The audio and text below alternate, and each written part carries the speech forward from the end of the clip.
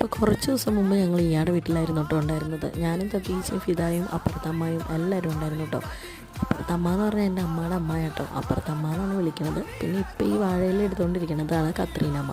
അത് ഈയുടെ കൂട്ടുകാരിയാണ് കേട്ടോ. രാവിലെ അവിടെ എല്ലുങ്കപ്പം ഉണ്ടാക്കിയോണ്ട് തന്നെ ഞങ്ങൾ വരാൻ നേരത്തെ എനിക്കൊരു പൊതിയൊക്കെ കെട്ടി തന്നു വിടുന്നതാണ് കേട്ടോ കാണുന്നത്. അങ്ങനെ ലക്കിയോടും അവിടെ എല്ലാവരോടും വയ്യൊക്കെ പറഞ്ഞ് ഞങ്ങൾ ഇറങ്ങി. ഈ ഒരു മുറ്റം കാണാൻ നല്ല ഭംഗിയല്ലേ, എനിക്ക് ഭയങ്കര ഇഷ്ടമാണ് കേട്ടോ ഇവിടെ.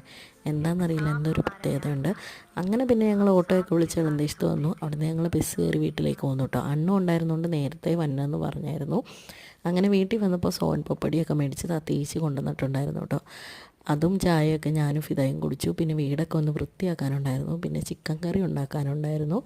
അങ്ങനെ ഞാൻ വീടൊക്കെ വൃത്തിയാക്കി ചിക്കൻ കറിക്കുള്ള മസാലയൊക്കെ തയ്യാറാക്കിക്കൊണ്ടിരിക്കുകയുണ്ടോ. പിന്നെ രാത്രി കഴിക്കാൻ ചപ്പാത്തിയും ചിക്കൻ കറിയും ചിക്കൻ പൊരിച്ചൊക്കെയായിരുന്നു കേട്ടോ. അപ്പോൾ അത്രേ ഉള്ളൂ. ബൈ. വീഡിയോ ഇഷ്ടമായ ലൈക്ക് ചെയ്യുക, ഷെയർ ചെയ്യുക, സബ്സ്ക്രൈബ് ചെയ്യാം.